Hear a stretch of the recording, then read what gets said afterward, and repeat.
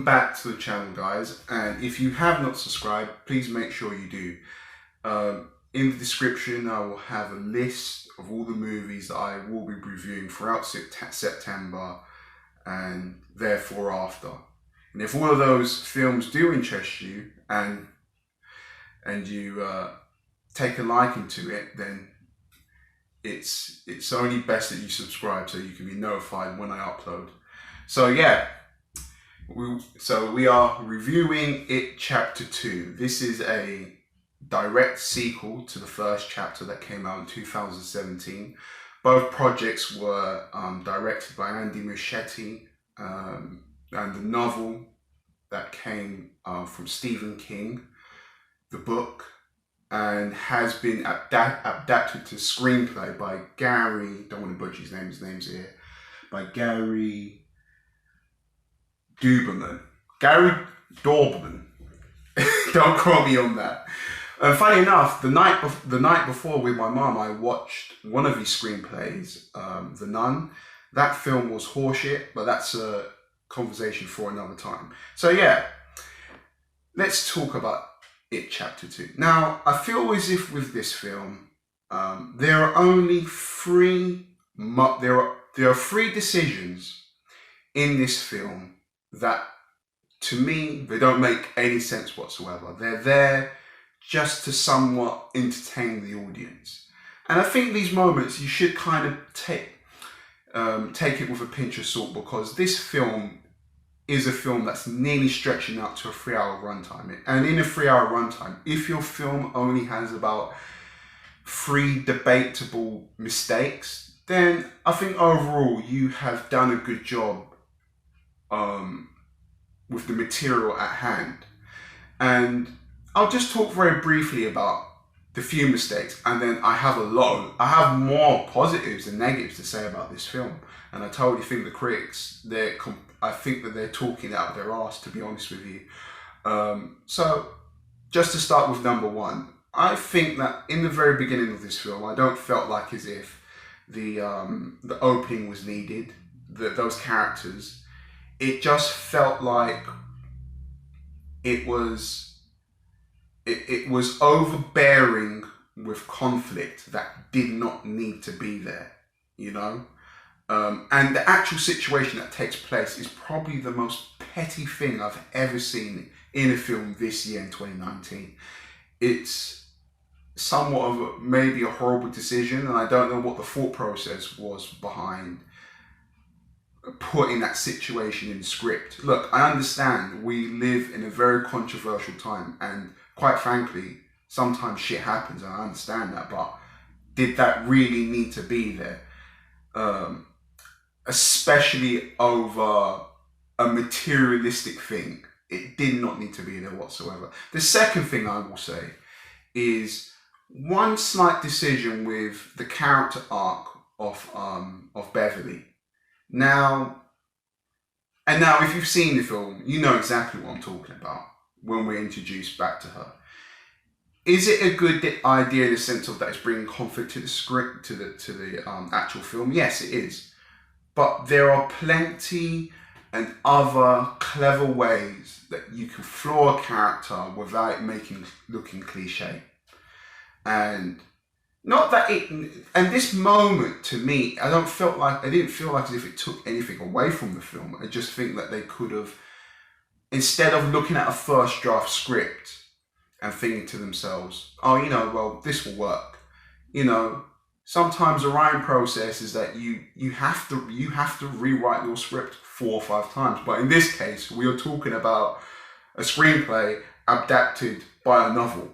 So there are prone to be some mishaps, some continuity errors, and so on and so forth. So the third thing that felt a little bit out of place in this film was it's a scene where it's a transition from the second act going into the third act, and it's a scene with Eddie. Did that really need to be there? I don't know. You know, and especially they plugged the song in there as well. I was just kind of thinking, you know, you don't have to cheapskate your film. It's not a sellout. You know, that felt like that was somewhat like of social experiment, marketing, propaganda, just to throw in that kind of song, you know. But again, I take this film with a pinch of salt because it's about a killer clown, a demonic entity killing people. So I can't really get too upset about it, to be honest with you. I know what I'm getting myself into with the realm of it. But yeah, on to the positives. As always, James McAvoy is electric. Pretty much at this stage, I would watch James McAvoy in a film where he has to sell ice to a polar bear. He is just amazing at everything he does. And it's funny because obviously with the character of Bill, he has this stutter, and I couldn't help but think every time he was stuttering, I was thinking back to the Horde in Glass and Split, when he makes that transition to another persona, another personality. And, you know, every time he was stuttering, all I could think about was Hedwig, you know, stumbling across his... That was my own little prejudice going in my head, but, you know, I'm pretty sure I wasn't the only one that was feeling that characterization in him. Jessica Chastain is amazing. She does very well with the source material she's given. And in particular, one of the best parts of acting in this film is probably the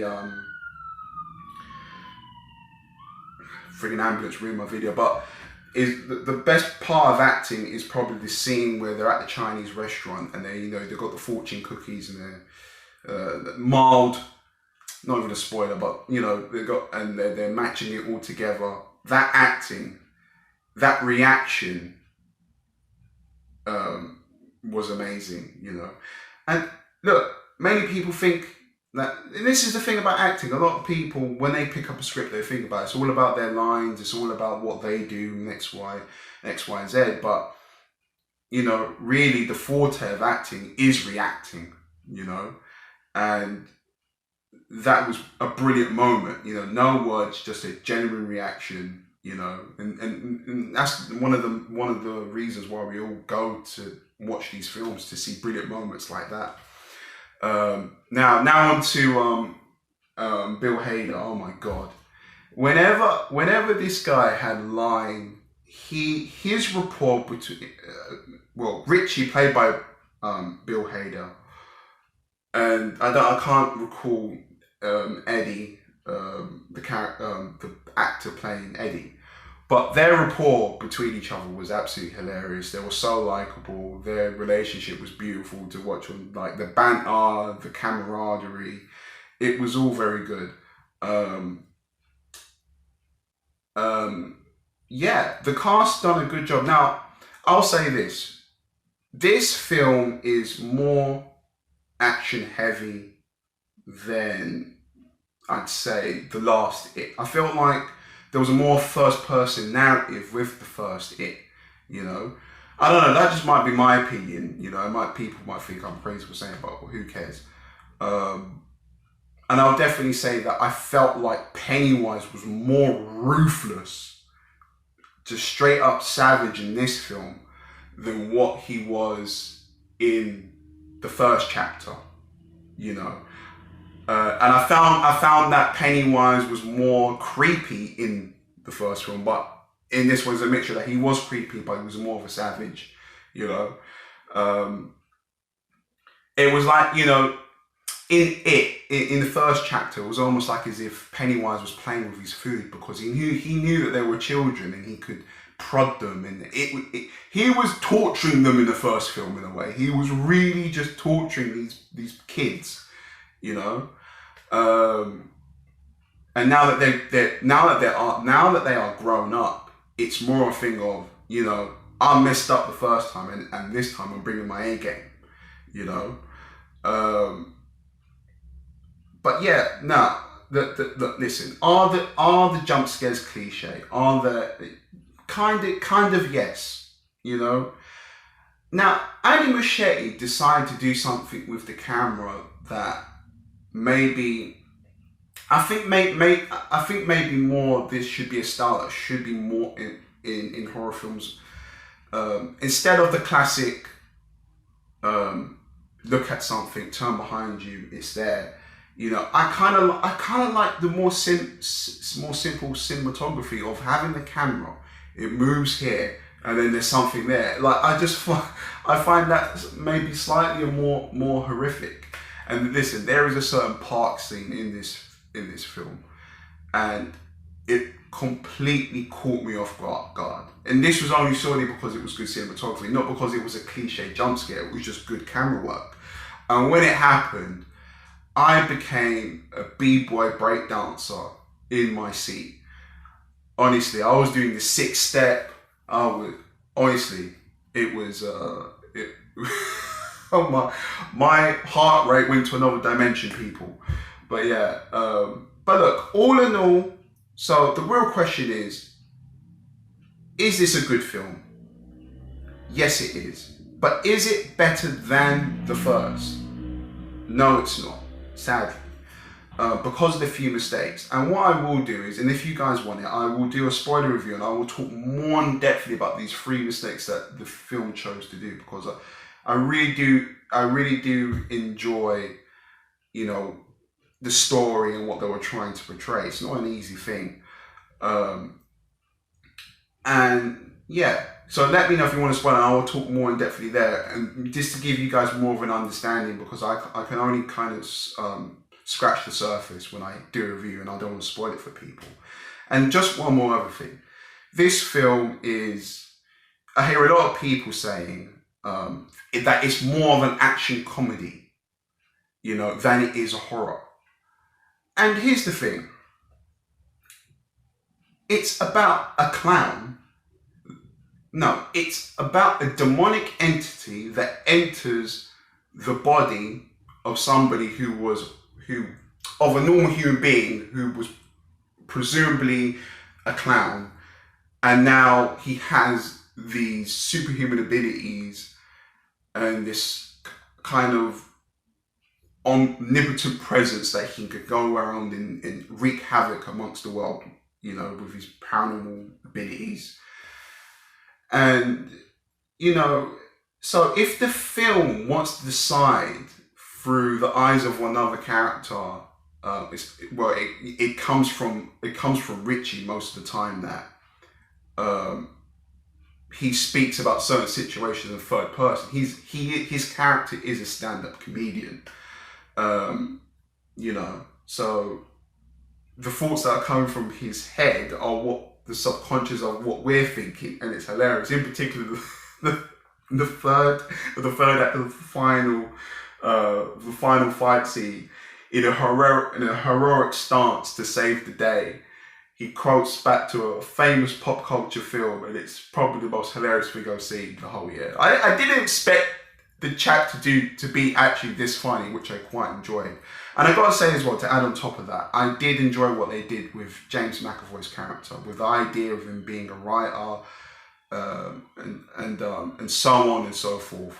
I like that. And what they've done with Mike's character, is he a librarian? Am I just missing something? Put in the comment section if Mike is a librarian. I've been trying to piece that together. I don't know why it's gone out of my head. I'm sorry. So, and Bowers, that was good how they shoehorned his character in there. And Stanley, well, if you've watched the film, you know what happens. He's a great character, Stanley. He gets a lot done in the film. Anyway, but look, I'll end it on this. I'll say this. I would like to actually see an origin story of Pennywise. I think that would be needed, you know, because there is a lot of folklore into what could, you know, how is it that this entity was able to host this body for how many years? That itself interests me. And there's also the understanding that, you guys might think this is left field, you guys might think this is far-fetched, but I do spend a lot of time on the internet, and I also find myself on the weird side of the internet, you know, with videos about paranormal activity and all these entities and satanic rituals and so on.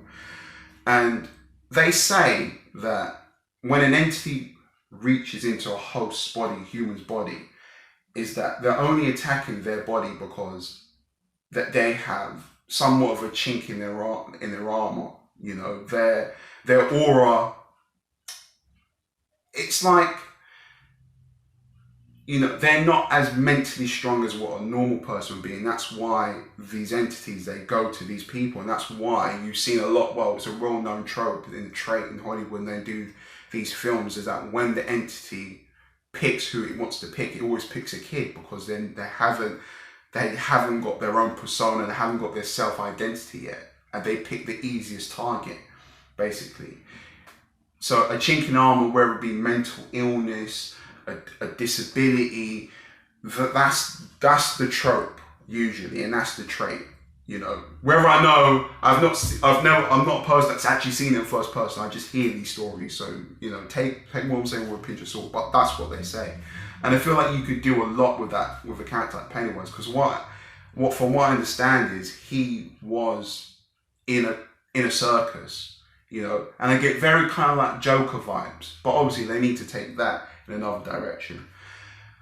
So, put in the comment section, would you like to see an origin story of It Chapter 2? And just to round this all up, I know this has been a long video, but it's a 3-hour film, guys. I have to talk about it in depth. So I would be giving this film a 7 out of 10. I think it's a good film. I would rewatch it. But guys, stay tuned for a spoiler review if you want that. Comment down below if you want that, and let me know what your thoughts were on the film. Yeah, I'm gonna leave it like that. Like, comment, subscribe, share this video, and I'll see you in the next one.